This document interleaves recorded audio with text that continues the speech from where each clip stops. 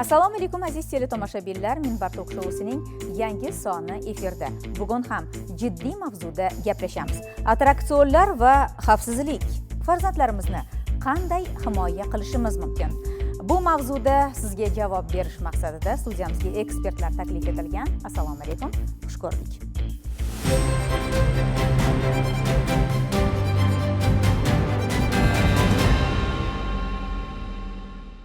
Attraksionlar har birimiz uchun bolalik xotiralarini yodga soluvchi quvonch va sehrli olamning bir manbai.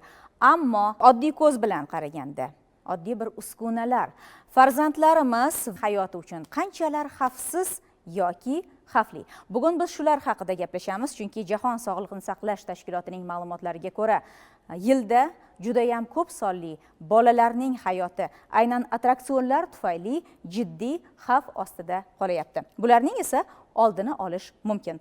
Umuman olganda, attraksionlar xavfsizligiga bugungi kunda kim javob beradi? Javobgar deganda bu kompleks vazifa deb tushunish kerak. Nima deganda bu oddiygina attraksionga tekshiruvchilar yoki bo'lmasa uni egasi, operator yoki kimnidir javobgar deb aytib bo'lmaydi. Bu kompleksli bo'lishi kerak. Mana misol uchun o'sha attraksion egasi o'sha attraksionni olib keldi yoki attraksionni vaqtincha olib ishlatayotgan odam o'sha attraksionni vaqtida profilaktik ishlarni bajarilishini, attraksionni holatini tekshirib turish kerak. Operator misol uchun o'qigan bo'lishi kerak. O'zini mas'uliyatli vazifasini his qilib turish kerak. Nima deganda, o'tda yosh bolalar keladi. Har xil tutadi bolalar. O'zini bitta adekvatniy deb bo'lmaydi, bir xil. Kimdir sho'x bo'ladi, kimdir og'ir bosuv. Mana bu yerda o'tirginsa o'tiradi. Kimdir o'tirgan joyda ham o'sha u yoqqa bu yoqqa qimirlaydi. O'shaning uchun bu mana palonchi yoki mana deb bo'lmaydi. O'sha ota-onalarning o'zi ham avvalambor o'sha bolalarni bog'ga olib kelganda o'sha bolalarga xushyor bo'lish kerak. Mana misol uchun bog'ga kirdingiz, attraksion o'rnatilgan.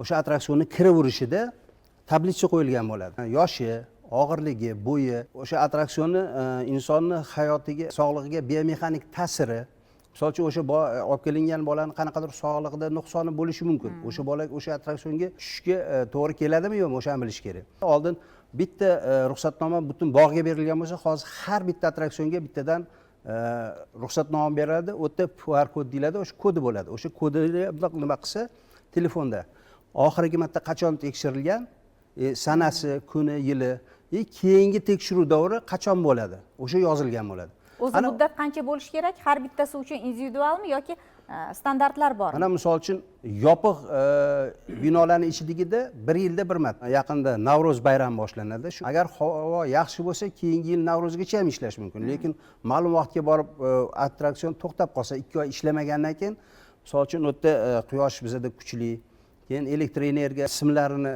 qanaqadir ta'sir qilishi mumkin, metallga ta'sir qilishi mumkin. O'sha 2 oy to'xtagan, ishlamagan paytida uni qaytadan shu protsesslar, uni statika dinamikasini tekshirish kerak. Demak, mavsum boshlanyapti hozir. Mana o'sha nazoratdan o'tkazilyaptimi? Standartlarga javob beryaptimi? Shu jarayonlar boshlandimi yoki hali bormikin bunga?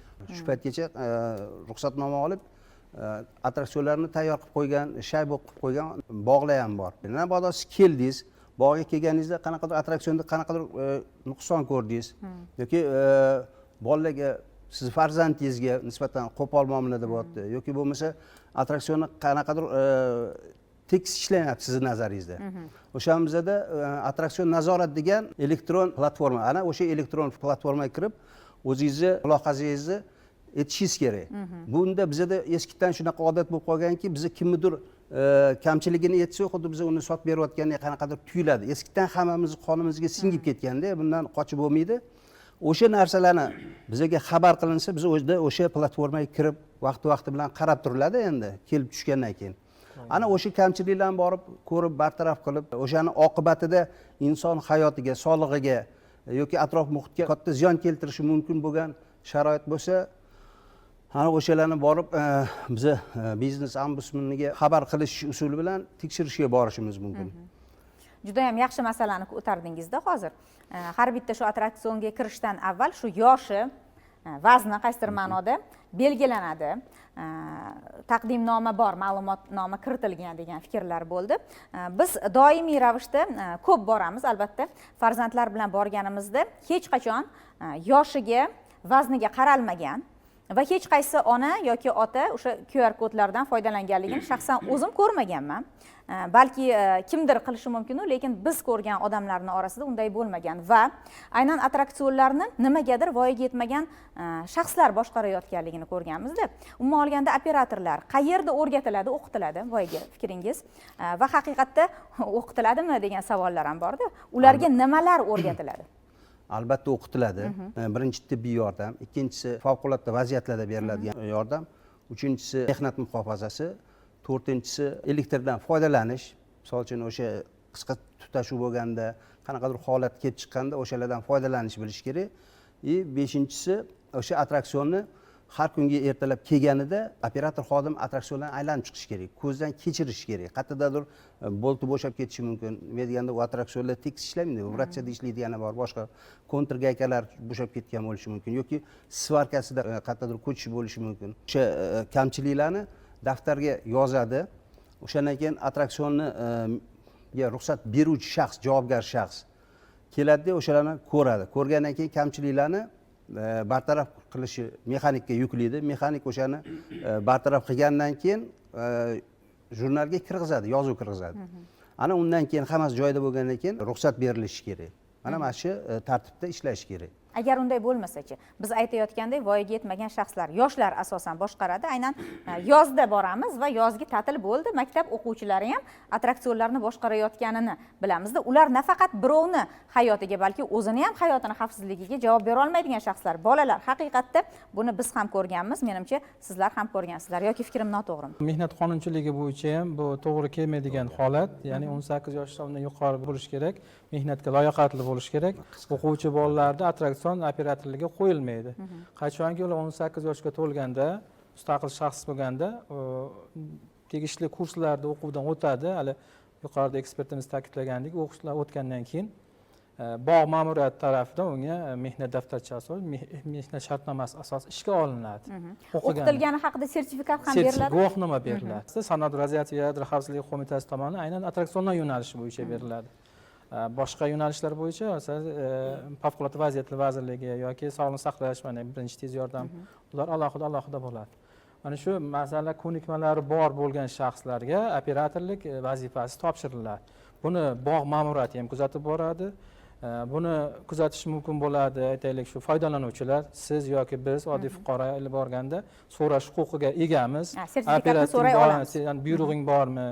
O'qiganmisiz yo nima qilgan, mana shunga mas'ulligingiz haqini tasdiqlovchi hujjat bormi qanaqadir? Shuni talab qilishga haqlimiz. Agar unaqa narsa bo'lmasa, demak, bizda shubha uyg'onadi va mana shu holatda haligi yuqorida ekspertimiz ta'kidlagandek, attraksion nazorat degan platforma yaratilgan. Unda ilovalar mavjud. Ilovalarni yuklab olib, ilova orqali o'sha kamchiliklarni rasmga, audio, video yoki yozuv tarzida jo'natilsa, sanoat xavfsizligi qo'mitasi tomonidan operativ shtab tashkil qilingan, birdaniga reagiert qiladi. Chunki odam sog'lig'i bilan bo'lgan masala bo'lgani uchun mana shunaqa masalalarning yechimlari bor. Demak, u yosh bolalar qo'yilmaydi. Voyaga yetmagan, 18 yoshga to'lmagan bolalar ishlashi mumkin emas. Mumkin emas. Agarda shunday holat bo'lsa, platformaga murojaat qilish mumkin deyapsiz. Bu platforma insonlarning yodidan ko'tarilishi mumkin-da. Bizga imkon qadar shu shoshilinchda, asabi buzilganda shu qo'ng'iroqlar orqali aytish yaxshiroq samara beradi. Chunki platformaga yozgandan keyin darhol kirib ko'rilmaydi degan fikrlar bo'ldi. Hozir ishonch telefonlari ham bormi? Albatta, ishonch telefonlarimiz bor. Sanoat vaziyati va yadro xavfsizligi qo'mitasining ishonch telefonlari 78lik kod bilan 203-02-39 raqamli ishonch telefoni navbatchilik o'tiradi. Qanaqadir masala bo'lsa, respublika bo'yicha yozib olinadi va mutaxassislarga yetkaziladi. Rahmat. Aynan istirohat bog'lariga borganimizda mana shunday holatlar bo'lsa, ya'ni yaxshi fikr aytdilar. To'satdan kimnidir salomatligi yomonlashib qolishi mumkin, chunki attraksionda bolalar bizda u yerda nazorat qilish mumkin emas. Ya'ni ota-onalar attraksionga farzandini o'tkazganidan keyin u yerda bolasidagi qanday o'zgarishni ota-ona bilmasdan qolishi mumkin. Umuman olganda hamma istirohat bog'larida tibbiy punktlar bormi? Masalan sizda? Bor. Istirohat bog'laridagi talablarni bajarish uchun birinchi ochet rahbari o'zi mas'uliyatni bilishi kerak. Mas'uliyatni tushungan rahbar hamma strukturasidagi har bitta mana shu bular qo'yilgan talablarni, tibbiy yordam punktimi yoki favqulodda vaziyatlar bo'yicha ishlarni amalga oshirib turadi. Misol uchun bizning bog'da mana hozir mavsumga tayyorgarlik ishlari bo'lyapti. Har bitta attraksionda bittadan favqulodda vaziyat keltirib chiqib, hali operatorlar bilan del gaplashib, haligilarda birinchi qilinadigan ishlarni oldin tushuntirib, hamma ishlarni instruktajini o'tkazgandan keyin amaliy sinov o'tkaziladi. Attraksionlar dunyoni qaysidir ma'noda har bitta sayyohini ham, o'zbegimning aqlini ham hayratga sola oladigan, lekin kirganda qo'rqitadigan hamda. Fayzli bo'lgani bilan attraksionlar milliy fayzi bor. Haqiqatda juda ham har bitta go'zal atributlarga murojaat qilingan, milliylik ufurib turadi va lekin juda ham bir qo'rqinchli qaysidir ma'noda attraksionlarga egasiz. U yerdagi xavfsizlikka men o'ylaymanki 2 barobar yondashish kerakda. Chunki farzandlar juda ham eng yuqori cho'qqilarga chiqadigan attraksion menimcha sizda o'sha Navro'z bog'ida joylashgan, to'g'rimi? Eng baland колесо обозрения deydi. O'zbekiston bo'yicha eng balandi bizada. Amerikanskiy gorkalarimizda. To'xtab qolmadimi yoki to'xtata olmay qolingan joylar bo'lmadimi? Yo'q, unaqa hali situatsiya bo'lgani yo'q. Bizada mutaxassislarning eng kuchli saralarini olingan bizada. Saralari olinishi kerak. Har bittasi qilingan ishi bo'yicha javobgarligini bo'yniga olgan holda ish yuritadi. Chunki javobgarlik uni bo'yidaligini his qiladi. Mayda qanaqadir zarracha qanaqadir shubhali narsa chiqqan paytda ham ish to'xtatiladi. Ish to'xtatiladi. Bu juda ham yaxshi. Bir narsaga e'tiboringizni qaratmoqchimiz. Ko'pchilikni 2024-yilda larzaga solgan bir holat bo'ldi. Ya'ni Farg'ona viloyatida er-xotin farzandlari bilan shu attraksionda 6 metrga uchib ketgan holatlari menimcha buni hamma ko'rdi va ko'pchilik insonlarni qaysidir ma'noda dilini xira qila oldi. Undan tashqari Farg'onada 17 yoshli qiz qo'lbola usulda yasalgan attraksiondan yiqilib tushdi.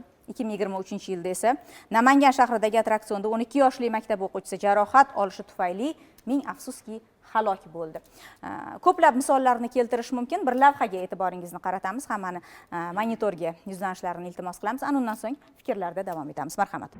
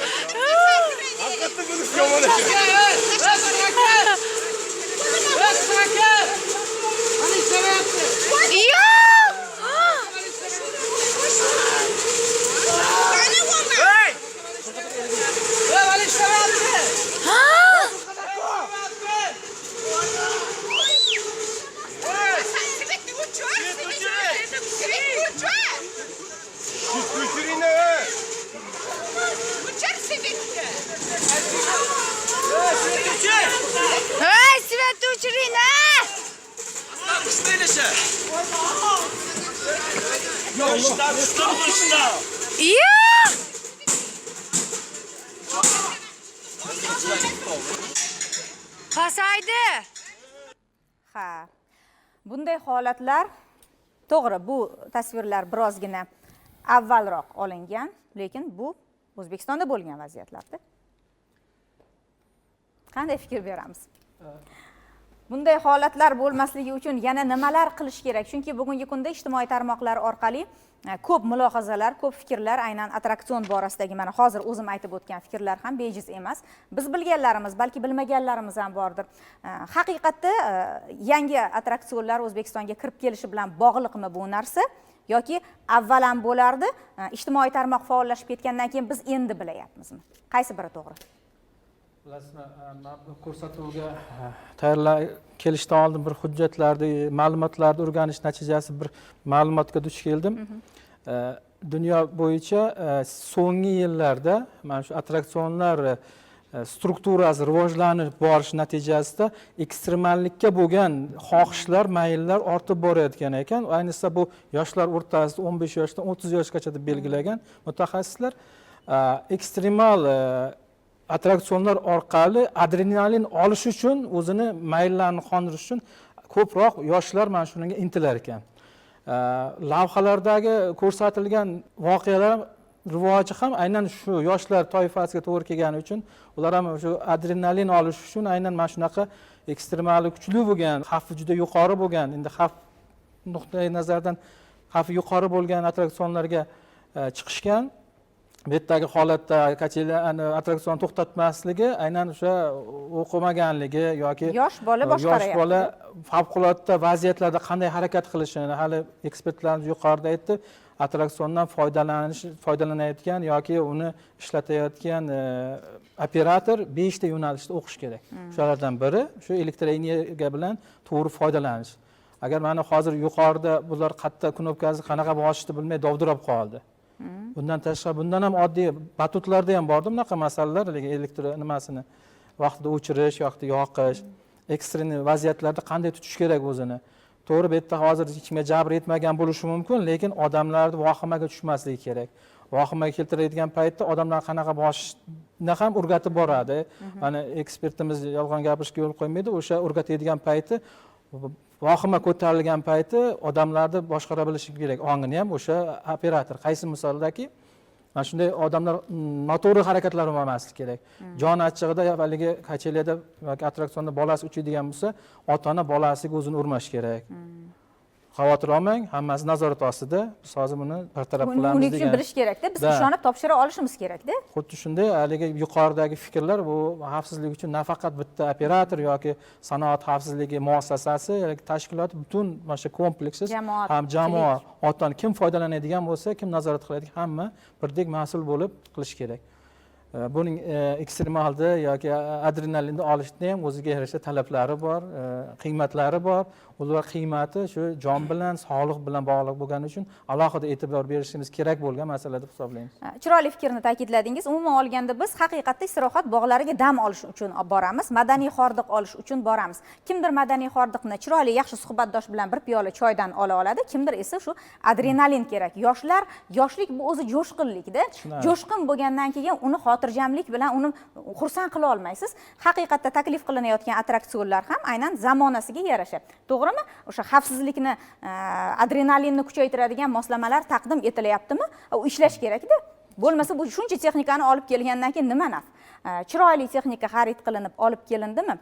U narsadan foydalanadigan xalq uchun menimcha chiroyli sharoitni ham yaratib bera olsakkina, ana shunda rahbariyat ham, ya'ni o'sha bog' tasarrufi ham, mutasaddi tashkilotlar ham, albatta fuqarolar ham xursand bo'la oladilar. Shundagina o'sha yoshlar ham maza qilib kela oladilar. Bugun yoshlar dam olish uchun boryaptilarda, salomatliklariga xavf tug'ilyapti, jiddiy xavflar. Hattoki shu ming afsuski o'limlar bilan bog'liq holatlar. Men o'ylayman, bu yerda o'tirgan har bitta insonni farzandi bor va agar o'zimizni farzandimiz bilan bog'liq bu jarayonlar bo'lib qolsa, nima bo'lardi degan fikrni men o'ylayman, mutaxassis emas, shunchaki bir inson sifatida aytib ko'rsak yaxshi bo'lardi. Xalqda ham shunaqa fikr bor, faqat shu nazoratchi organlar aybdor shunaqa kamchiliklarga deb o'ylashadi. Nazorat qiluvchi organlar nafaqat biz sanoat xavfsizligi emas, balki texnik jihatdan tartibga solish agentligi, favqulodda vaziyatlar vazirligi, keyingisi shu energetika vazirligi ham javobgar hisoblanadi. Asosan attraksionlar texnik holatiga shu park xodimlari javobgar bo'ladi. Hozirda shu eski attraksionlar respublika hududida qaysidir anaqalarda xizmat ko'rsatyaptimi hozirgi kunda ham eski bormi? attraksionlar bor bu attraksionlar ham bor, yangisi ham bor. Sanoat radiativ yadro xavfsizligi qo'mitasi nazorat qiluvchi organ hisoblanadi. Organ hisoblash bilan birga ular tadbirkorlik vakili ombudsman degan bir institut shakllangan bizda. Bularni ruxsatsiz, bularni ogohlantirishsiz biz tadbirkorlik faoliyatini nazoratga ola olmaymiz. Qachonki bizda u vakolat bo'lsa ham, chunki oldin ularni ogohlantirishimiz kerak, tadbirkorlikka to'sqinlik qilmas kerak. Amaliyotda shunday narsalarni kuzatyapmizki, shunday holatlarda bir tadbirkor aytaylik, ko'ngilochar istirohat maskanini ochadi. Avvaliga oziq-ovqat, ko'ngilochar bunaqa qanaqadir o'yinlar, haligi ayiqlar bilan kiydirib, shu yerga odamlar jalb qiladi. Odamlar ko'paygandan keyin, demak, u yerlarga keyin sekin-sekin attraksionlar qo'ya boshlaydi. U hudud mahalliy organ hokimiyatdan ijaraga olinadi yoki shartnoma asosida ularga beriladi. Qo'yishdan oldin attraksionni olib keladi. Ba'zi bir attraksionlar bor, olib kelgandan keyin o'rnatib bo'lgandan keyin mutaxassislar borib joyida tekshirib ko'radi uni. O'sha zaminlashtirilganmi, joyiga mahkam o'rnatilganmi, beton qo'yilgan, qanaqa marka qo'yilgan, shamolga, issiqqa, sovuqqa, xullas hamma texnik talablarni joyida tekshiradi. O'shani biz ruxsat berganimizdan keyin undan keyin ishlatilish kerak bo'ladi. Lekin ular ko'chiradilar. Amalda shunaqa bo'ladiki, gohida shu ruxsatsiz bermasdan ham ishlatish vaziyatlari kuzatiladi va aynan o'shanaqa attraksionlarda holatlar ko'plab uchraydi. Eskilari ham bormi? Bor, albatta. Bir hududda aytaylik, attraksion foydalanishdan chiqariladi, ixtiyoriy asosda, masalan, balki yangisini olib kelgan bo'ladi yoki ma'nan eskirgan bo'ladi. O'zi lekin texnik jihatdan javob beradi, lekin ma'nan eskirgan bo'lishi mumkin. O'sha yerda iste'molchilar uchun uni qiziq bo'lmasligi uchun o'sha kontingent. Uni olib boshqa joyga ko'chirayotganda ham ruxsat so'raladi. O'shalar olib kelib eskilar o'shanaqada bor. Bu viloyatdan bu viloyatga yoki u hududdan bu hududga bor attraksionlarimiz ham bor. Ularning hammasi nazorat ostida, lekin ruxsat olish protsessi aytaylik bizda ma'muriy boshqaruvimiz markazda joylashgan bo'lsa, inspektorlar ular bizdan 200 kilometr yo 300 kilometrlab uzoqlikda joylashgan bo'ladi. U narsa tayyor bo'lgandan keyin ekspertlarimizga murojaat qiladi, biz joyda uni ko'rishimiz kerak. Borib ko'rgandan keyin ularga ruxsat beramiz. Demak, u jarayonlar bo'lgunicha u ishlab turaveradi-da. Ishlab turish jarayonlarida hali ruxsatnoma bo'lmasa ham, lekin aslida uni ishlatmas kerak. Sanoat radiativ yadro xavfsizligi qo'mitasi ham to'g'ridan to'g'ri borib tekshirish vakolati berildi, ya'niki inson sog'lig'i bilan bog'liq bo'lgan. Qaysiki bizga shu iste'molchi o'sha platformamiz orqali yoki ommaviy axborot vositalari orqali murojaat bo'lsa, bizlar to'g'ridan to'g'ri borib ombudsmanni ogohlantirgan holda tekshirish yo o'rganish ishlarini olib borishimiz mumkin bo'ladi. O'shanaqa hollarda bizlar operativ tezkorlik bilan favqulodda muqarrar bo'lgan halokatlar, xavfsizlikni oldini olgan bo'lamiz. Bugungi kunda bilamiz, Toshkent shahri juda ham aholi gavjum joylar hisoblanadi va eng aholi ko'p yashaydigan joylarda ayrim tadbirkorlar tomonidan attraksionlar o'rnatilyapti. Va kuzatyapmiz, bular anaqa reglamentga rioya qilishmaydi. Shu attraksionlarni uchirish reglamentlari bormi yoki bo'lmasam attraksionlar o'rnatilgan joylarda yorug'likni yaxshi ta'minlanmaganlik holatlarini kuzatamiz. Kech holatlarda bu holatlar kuzatiladi. Bunday holatlarda qanday choralar ko'riladi? Balki sizni javobingizdan oldin bitta taklif etmoqchi edim. Bugungi kunda elektron xizmat juda ham rivojlangan, balki onlayn kuzatuvlarni yo'lga qo'yish balki samara berar. Yaxshi fikr aytdingiz. Bu onlayn kuzatuv albatta bizga ham, jamoatchilikka ham, foydalanuvchiga ham yo iste'molchiga ham hammaga birdek foydali narsa, foydali bo'lgan. Bunaqa hozir bizda ro'yxatimizda turgan attraksionlar soni 2000 dan ziyod bog'lardagi. Attraksion xatga ko'chsa, o'sha yerga ham kamera ko'chib borish kerak degani. Bu narsani tadbirkor xatga ko'chirishi, qanaqa qilishini uni bog' ma'muriyati yoki shu tadbirkorning o'zi hal qiladi. Hammasini o'sha qayerda faoliyat bo'ladigan bo'lsa, kamera nazorat ostiga olish. U uchun hozir loyihalar ishlab chiqyapmiz. Qanchalik samarali deganim, ba'zi bir obyektlar bor, har bitta harakat uchun kamera qo'yish kerak. Bilasiz, kamerani qo'ygan zapis, mana uni biz protsess kerak bo'ladi, uni katta hajmda uni saqlab turadigan 1 oy, 2 oy yoki ma'lum bir muddatgacha saqlab turadigan holat bo'lsa ham talablari borda, masalan 1 yilligini turadimi, uni qo'llab-quvvatlab turadigan mablag'ga borib taqaladi. Katta saqlaydigan qurilmalar olish. U masalani kim qiladi? Misol uchun biz qilamizmi yo nazorat qilish organ qiladimi, davlat qilib beradimi yoki tadbirkor qiladimi yoki masalan tadbirkorlarga qanaqadir ligotalar, yengilliklar berib, o'shalarni o'rniga berilgan ligotalar evaziga qoladigan soliqqa to'lanadigan yoki boshqa bir to'lovlar evaziga davlat tomonidan ularga yengillik yaratib bersa, ularning hisobiga ular kamera qo'yish, mana shunaqa masalalar ham hozir ko'rib chiqilyapti. Juda yaxshi taklif. Endi nazoratsiz o'rnatilayotgan batutlarga keladigan bo'lsak, bu borasida doimiy ishlar olib boriladi. Mana Toshkent shahrida ham guruhlar tashkil qilingan.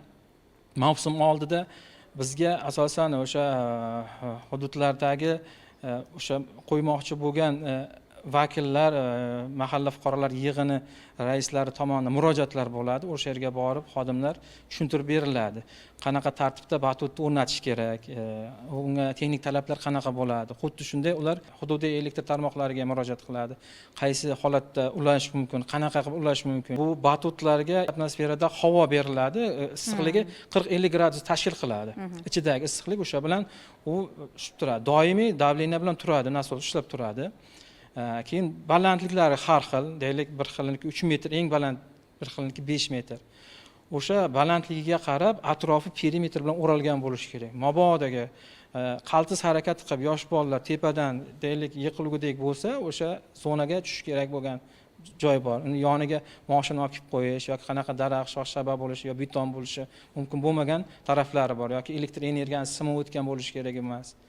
Mana shu masalalarda ham o'sha yuqorida aytganingizdek yorug'lik o'rnatilgan bo'lishi kerak. Oldinlari kuzatilmagan yangi attraksionlar, yangi batutlar paydo bo'lgani sayin yildan yilga takomillashib boryapti. 886-texnik reglament qabul qilindi. Bu reglamentda aynan shu attraksionlar bo'yicha talablar qo'yilgan. Umumiy qayerda joylashadi, qanaqa joylashadi, qaysi tartibda ishlatish mumkin bo'ladi, barcha masalalar qamrab olingan.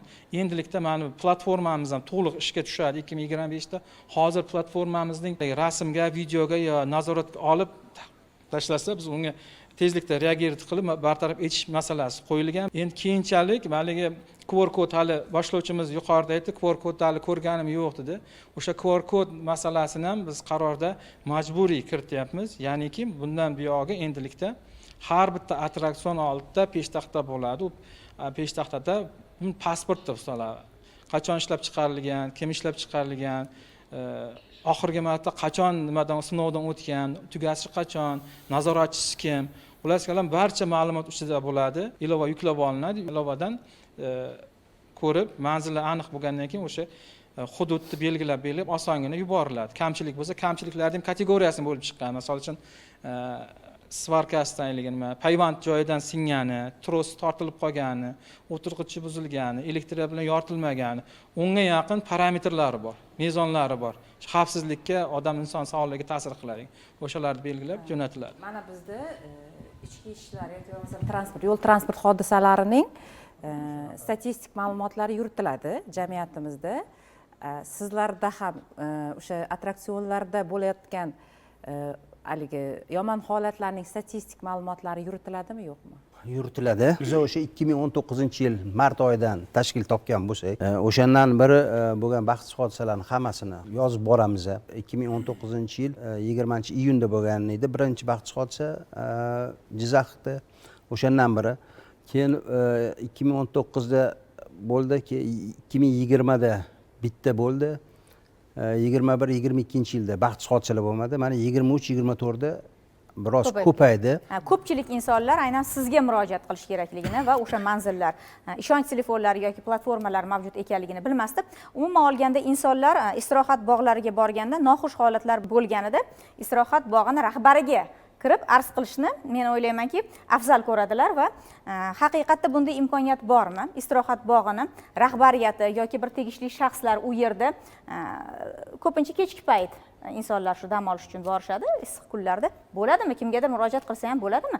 Aynan bularni bezovta qilgunga qadar o'sha yerni o'zida bartaraf etsa bo'ladimi muammolarni? Har bitta bog'da shtat bor. Attraksionlardan xavfsiz foydalanish va ularni soz holatda saqlab turish uchun javobgar shaxs. bu asosan mexanik saylanadi bu ishga. U odam o'sha attraksionni texnik holatiga javob beradi, kunlik ishlashiga ruxsat beradi, rejali ta'mirlash ishlariga javob beradi. Har bitta attraksionni o'zini pasportida ko'rsatgan texnik talabi bor. Tez yemiriladigan yoki buzilgan taqdirda o'sha inson hayotiga xavf tug'diradigan vaziyatga olib keladigan detallar bor. Ular har doim nazoratda bo'lishi kerak. Har bitta bog'da dejurniy shu mexaniki joyda turadi. Bunaqa narsani oldini olish uchun birinchidan.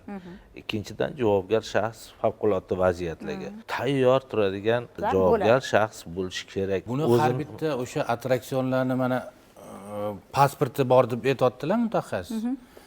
O'shalarni yoniga misol uchun o'zimiz ham hozirgi oddiy hayotdan parkka tashrif buyurdik. Misol uchun u yoqda hozir ishonch telefon borligini hozir eshityapmiz-da, bunaqa narsalar borligini.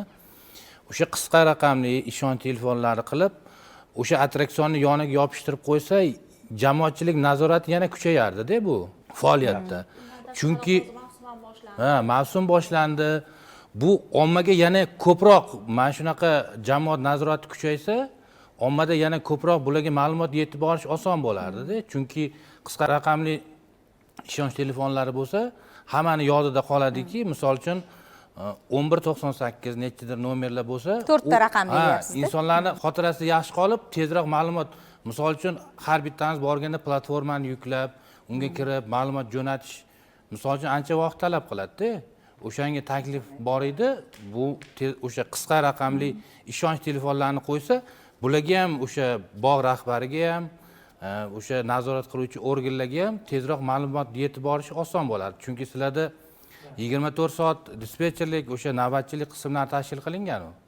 O'shanga taklifni mana shuni qabul qilsanglar, o'sha qisqa raqamli hammani yodida qolardi va jamoatchilik nazorati kuchayardi bunda. Juda yaxshi taklif aytdi.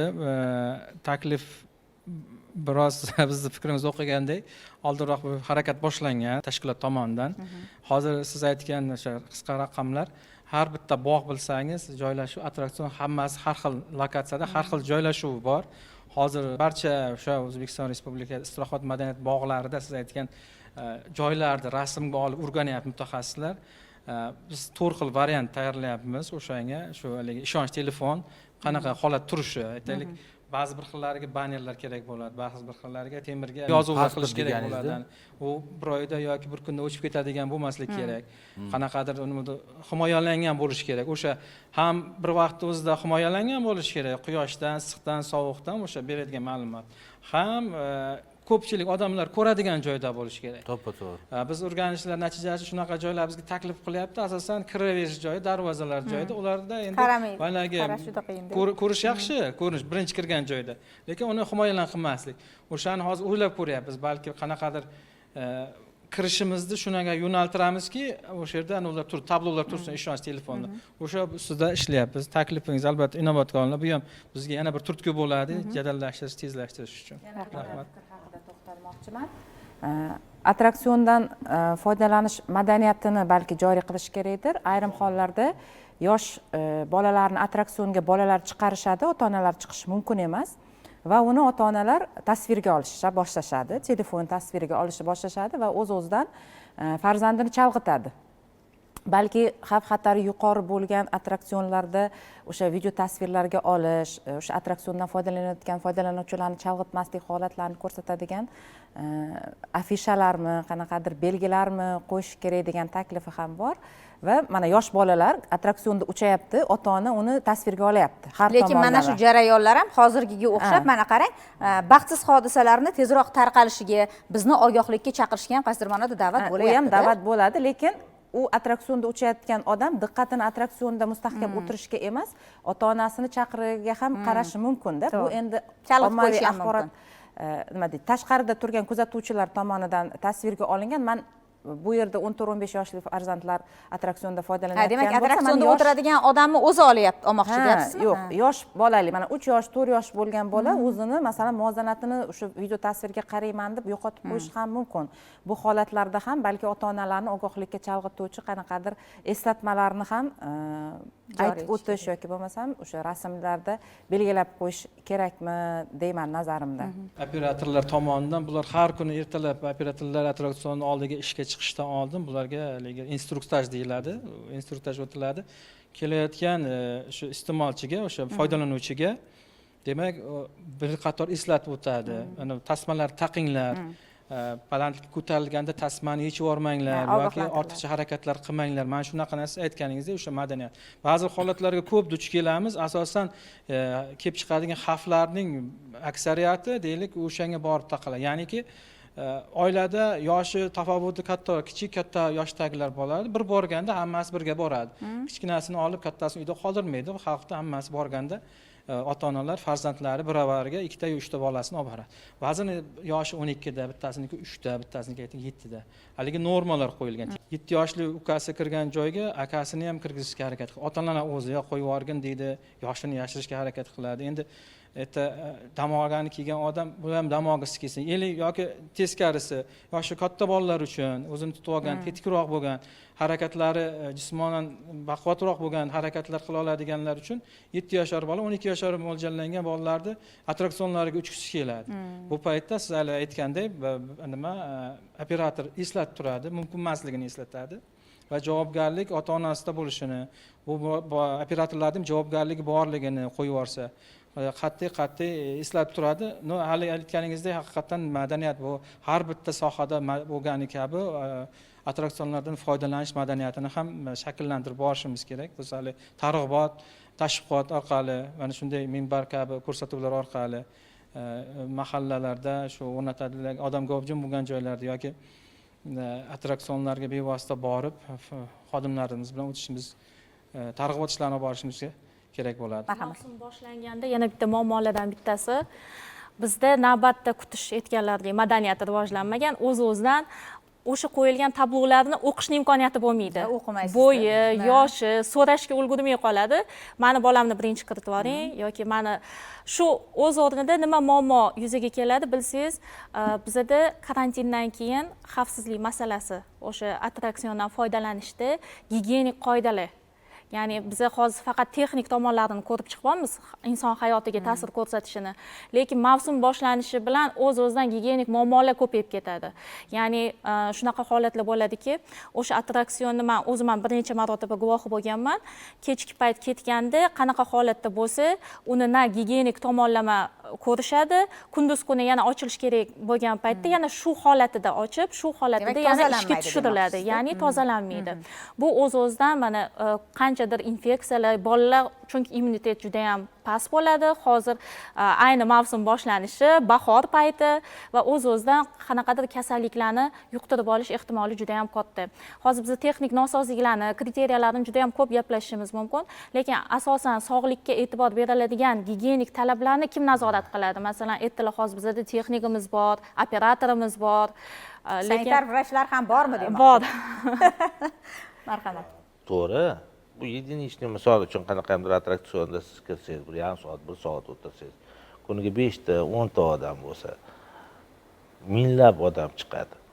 Har bitta odam orqasidan siz gigiyenический обработка qilib yoki xavfsizlantirishga bu masalan millionlab odamlarni biz karantinda o'rgatdik-ku, qo'liga har doim antiseptiklarni sepib yurishiga, millionlab odamlarni biz o'rgatdik-ku, qanaqadir haroratini ko'rib kiritishga. Men o'ylayman, bu gigiyenik nimani har bitta inson o'ziga qaratib qilish kerak.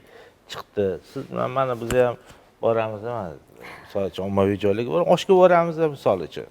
Hamma bilan ko'rishamiz, lekin osh yeymiz qo'limizda. Yo'q, oshdan oldin yo'q qo'limizni yuvamiz, yo stol turgan g'ajit solib. Endi bu kattalarda ongli ravishda o'z-o'zidan qilasiz. Siz kattalarda, lekin kichkina masalan endi men bitta haligi masala bo'yicha gapirmoqchi edim. Bitta bog'da 50 ta tadbirkor, har bittasi bittadan olgan. Har bittasini bog' rahbari kelib qilishga ham agar misol uchun bitta odam Jismoniy taraflama ham ulgurmaydi. To'g'ri. Tashrif buyuruvchilarga qo'yilgan talablar. Gazondan yurma, misol uchun. Musor tashlama, sigaret chekkan ekan, yoqqa tashlagan degan qoida bor. Umumiy qoidalar bor. Misol uchun faqat attraksionni yurg'izayotgan odamga talab qo'yish kerak emas. Albatta. Kirgan tashrif buyuruvchiga ham talab qo'yish kerak. Ko'rganman, mana hozir men bitta ko'rsatgan nechta joylaringizda. To'g'ri, men oxirgisida bu haqiqatdan bu o'sha attraksionning egasiniki, lekin boshqa holatlarda, misol uchun 6 metr uchib ketgan bu texnikani javobi emas. Agar otganda o'sha qatordagi 4 ta odam otib yuborardi. O'sha masalan uchun Namangandagi bo'lgan bir marta qiz o'lgan, nimaga o'lgan? O'tirgan joyidan o'rnidan turdi, balkon orasida kallasi qolib ketdi, o'ldi. Boshqasi ani ограждениеdan o'tdi, ani tepadan tushgan detali to'g'ri boshiga tushdi, o'ldi.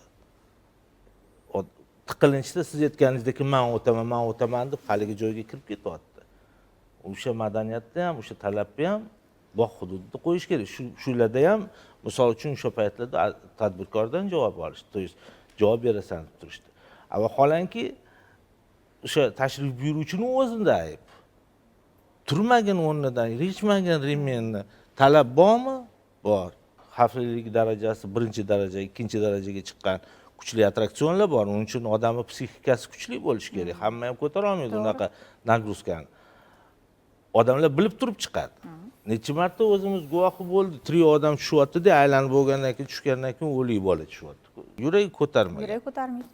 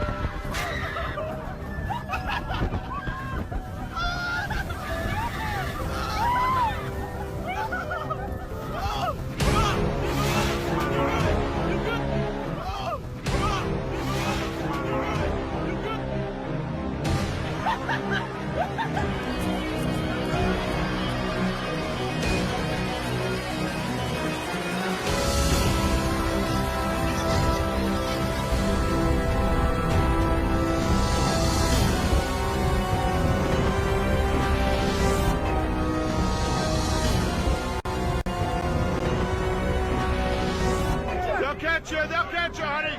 Go ahead. They'll catch you, honey. Go ahead.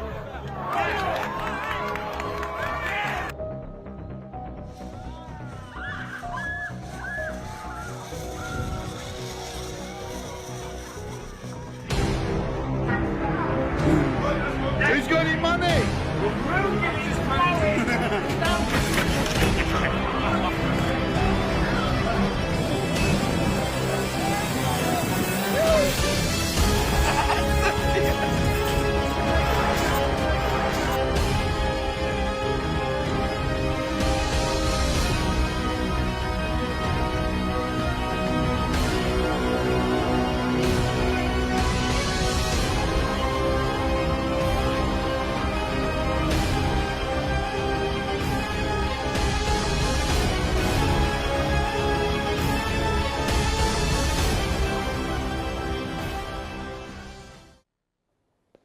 Albatta bu lavhalar chet davlatlardan olingan lavhalar, lekin bizda ham bo'lishi mumkin bo'lgan holatlar. Bitta ham ko'ryapmiz. Avvalo o'sha har bir lavhada texnik xavfsizlik yotibdi, ortida qilingan mana bu holatlarda.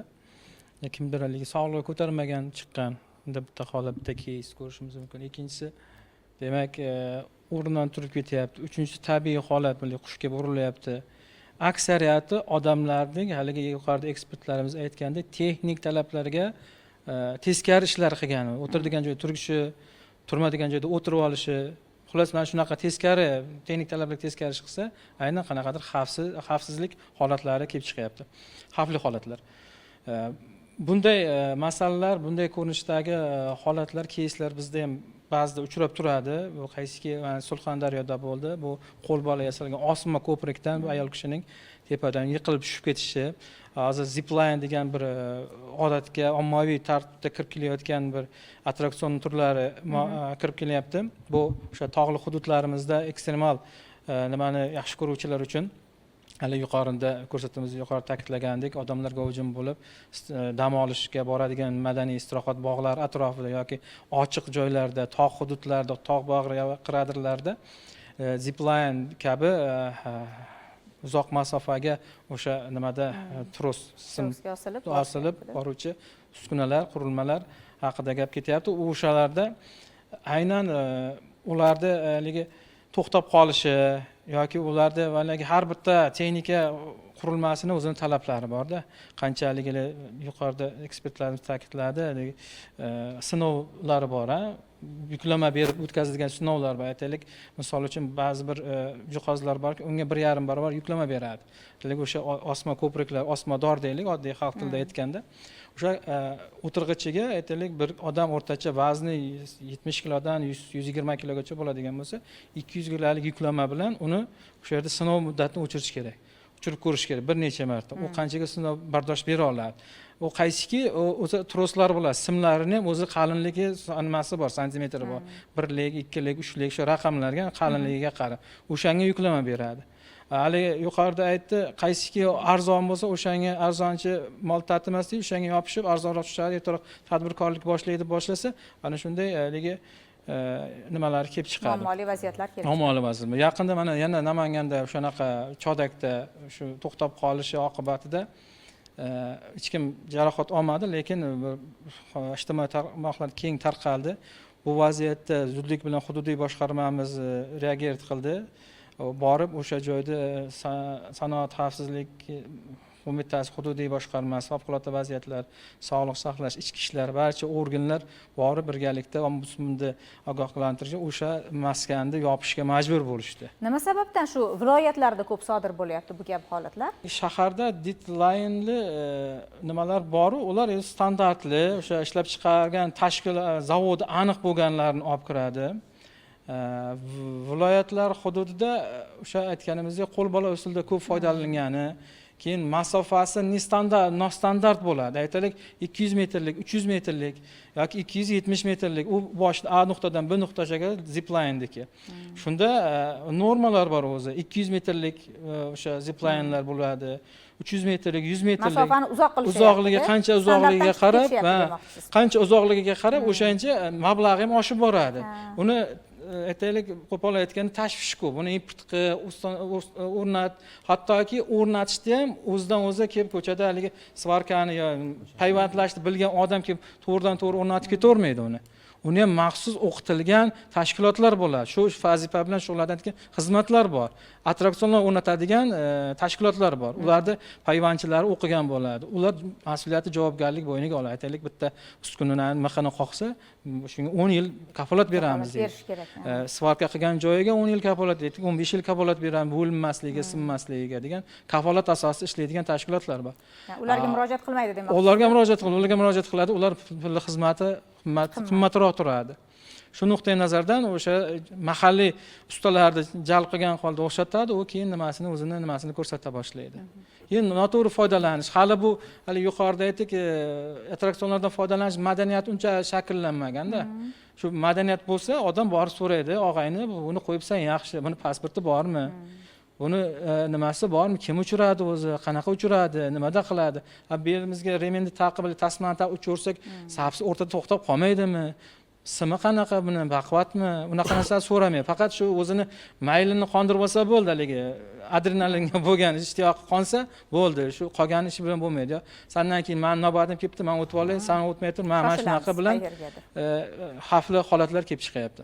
Rahmat. Hammamizga ma'lum, mana shu istirohat bog'lariga kirib kelayotgan attraksionlar menimcha chet el davlatlaridan olib kelinyapti va bu attraksionlarni chet el mutaxassislari ishlab chiqargan. sizlarni kelajakdagi rejanglarda mana shu mutaxassislarni chet ellarga olib borib malaka oshirish tizimini yo'lga qo'yish bo'yicha rejalar kiritilganmi? Balki uni o'sha joyda borib o'rganib, hali ta'mirlovchi ustalar deyapsiz, oddiy payvandchini olib kelib, uni payvandlatib qo'ysa, balki o'zi mutaxassisdagi payvandlash imkoni bo'lmas.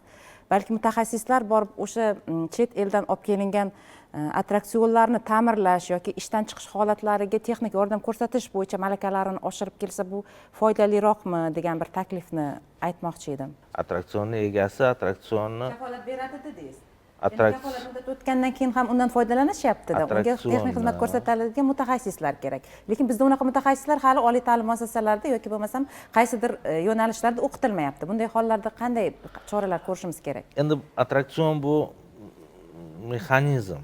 Bu misol uchun mexanika fakultetini tomon qilganman. Men uchun kran ham, attraksion ham hammasi bir. Sistemasi bir. O'shaning uchun attraksionlarni yo'nalishida qanaqadir o'qish bo'lishi bu mantiqqa to'g'ri keladigan narsa emas. Birinchidan, chunki u oddiy mexanika. Unda hozir siz aytadigan narsangiz bo'lsa, unga отдельный, bunga отдельный, liftga отдельный, unga eskalatorga отдельный o'qitish kerak bo'ladi. Birinchidan, ikkinchidan ta'mirlash bo'yicha attraksionni ta'mirlash uchun maxsus sertifikati bo'lgan korxona faqat xizmat ko'rsatish huquqiga ega. Bunaqa huquqni olish uchun o'zi emas. Misol uchun oddiy svarshik oliy darajadagi o'quvda sertifikati bo'lishi kerak. Svarshik to'g'risida gap ketyapti. Bitta svarshik to'g'risida. Malakasi oliy bo'lishi kerak, oxirgi darajadagi malakali bo'lishi kerak. Uni sertifikati bo'lishi kerak. Siz aytganingizdek, uni shu sertifikatini bu har yili ekzamen, akkreditatsiyadan o'tib, yana qaytadan qo'liga kiritadi. To есть bir marta o'qidi, bir marta oldi, bo'ldi, ketdi, shu bilan butun umr qiladi degani emas. Har yili topshiradi. O'sha sertifikatga men aytmoqchi bo'lganim, shunga majbur qilamizmi? Har yil sertifikat olishga? O'zi emas, deyapman sizga. Hozir respublika bo'yicha attraksionlarni ta'mirlash, montaj qiladigan firmalar sanoqli. O'shaning uchun aytyapman, buni tajribasini oshirish uchun balki chet el davlatlarida tajribani nimasini oshiradi? Svarshik chet elga yubormaymiz. Mexanika, oliy ma'lumotli mexanikka chet elga o'qishga yubormaymiz. Misol uchun o'sha montaj ishlarida qatnashadigan даже oddiy slesar, bolt qotiradigan slesarimiz malakali o'quv markazlarida o'qib, guvohnoma olib, sertifikat olgan bo'lishi kerak. U ham har yili ekzamenini topshiradi, akkreditatsiyadan o'tadi, oddiy slesar to'g'risida gap ketyapti. Agar shu misol uchun attraksion yig'ish uchun kerak bo'lgan mutaxassislar soni har bittasi oliy toifali bo'lishi kerak o'zini kasbida. Elektrik bo'ladimi? Elektrik bo'lsa 1000 dan oshiq voltga, hattoki mana shu attraksionlar misol uchun 1000 voltgacha ishlamaydi. 220-360 volt uzog'i bilan, to'g'rimi? Bular 1000 voltgacha bo'lgan ruxsatnomasi bo'lishi kerak. Bilasizmi farqini? Mana shu ruxsatnomani O'zbekiston hududida o'qib olish imkoniyati bor. Bor. Chun mana bunaqa aylanadigan attraksionga misol uchun qanchada xizmat ko'rsatiladi? Har bittasiga отдельныйmi yoki hammasi bir xilda xizmat ko'rsatiladimi? O'sha misol uchun jihozlash, texnik talabga javob beradigan holatlari. Attraksionlar toifaga bo'linadi. Biomexanik xavflilik darajasi deydi. Kichkina attraksionlar bor, yerdan 40 sm balandlikdagi attraksionlar 4-gruppaga eng xavfsiziga kiradi. Eng xavfsiz attraksionlar kiradi. Birinchi toifadagilar endi bu 60 metr, 120 metr harakat emasdi, 360 graduskalik odamni aylantiradi. Albatta, odam bu yoqqa, odamdan bu yoqqa. Endi o'sha har bitta attraksionni o'zini bajaradigan mexanik sikli bor. O'sha sikl har bitta sikliga ishlab chiqaruvchi tomonidan qo'yiladi. Misol uchun gidravlikasi bo'lishi mumkin, pnevmatikasi bo'lishi mumkin, mexanikasi, elektrikasi. Qaysi qismi ko'p ishlab, qaysi qismida yuklama bo'lsa, o'shanga qarab, lekin pasportida ko'rsatiladi. Mana bu detalli deydi. Bir haftada bir marta ko'rasan, ishlov berasan. Ta'mirlash rejasi deydi. O'sha narsani 100% amalga oshirgan attraksionda hech qachon noxush holat ishlab bo'lmaydi. yuzaga kelmaydi. Chunki ishlab chiqaruvchi o'zini maksimal darajada himoyalaydi. Misol uchun mana shu boltimizda yoki bitta qanaqa detalimizda yarim yilda ketadigan bo'lsa, bu o'zini oldini olib 3 oy garantiya beradi. 3 oy dedi, 3 oydan keyin qaraysan dedi. Oxirgi hisoblab chiqib, bugun sinadigan kuni ekan deb yarim yillik garantiya bermaydi. O'sha ishlab chiqaruvchining talabiga javob berib, o'sha rejali ta'mirlashlarni o'z vaqtida amalga oshirsa, attraksionda hech qanaqa men 100% beraman. Hech qanaqa noxush voqealar O'sha texnik ko'riklar har kuni misol uchun mexanik har bitta bog'da o'sha attraksionga qaraydigan mexanik biriktirgansizlar, to'g'rimi?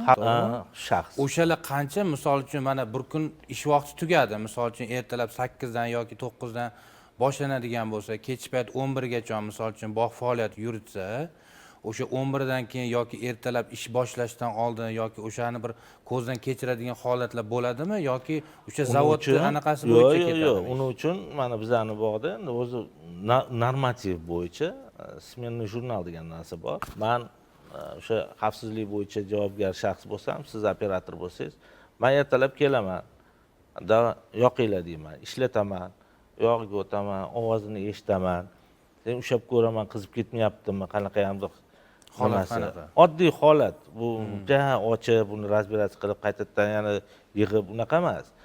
Qizimayaptimi, ishlayaptimi, avariyani knopkalari ishlayaptimi, ovoz chiqmayaptimi, anomal ovozlar yo'qmi? Yo'q. Bo'ldi, ruxsat beraman. Operator ishni boshlaydi. Ko'p parklarda muzikani qo'yib qo'yadi. Bu o'zi noto'g'ri narsa. Chunki operator o'sha yerda o'tiribdi, hali attraksion qitir-qitir, taqir-tuqur qildimi, u narsani eshita olmaydi ham. Albatta. Eshita olmaydi muzikadan boshqa narsani. O'zi muzikaga o'zi menimcha 80 desibel qo'yilgan. Parklarda norma. Undan ortiq qo'yish mumkin emas. Attraksionlarga xizmat ko'rsatish o'z vaqtida bo'lsa, rejali ta'mirlash. Haligi aytgan gapim hech qanaqa noxush voqealar ro'y bermaydi. Xavfsizlik haqida gapirdik, haligi nima lavhalarda berildi. Bu degani istirohat bog'larimizdagi attraksionlar nosoz holda degani emas. Bu albatta shu fuqarolarimizni, o'zimizni, farzandlarimizni xavfsizligini ta'minlash bo'yicha kuyunib gapirgan fikrlarimiz edi. Bundan kechish xulosa qilish kerak bo'ladiki, xavfsizlik talablariga javob bersa, bemalol o'sha istirohat bog'larida attraksionlardan foydalansak bo'ladi.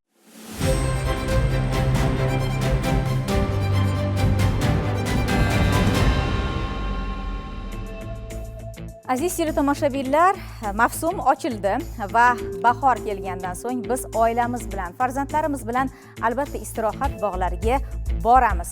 U yerdagi jarayonlar farzandlar katta bo'lganlarida xuddi biz ota-onamiz bilan borgandagi holatni eslatganday chiroyli bir manzaralarni taqdim etishi uchun o'zimiz ham javobgar ekanligimizni unutmang. Ko'p vaqt ketmaydi. Aynan o'sha taxtachalardagi yozuvlarni o'qib, xavfsizlik qoidalariga o'zimiz ham amal qilishimiz kerak. Shuning bilan Men Bartoq shousining navbatdagi soni o'z nihoyasiga yetdi. Yana muhim mavzularda uchrashguncha omon bo'ling.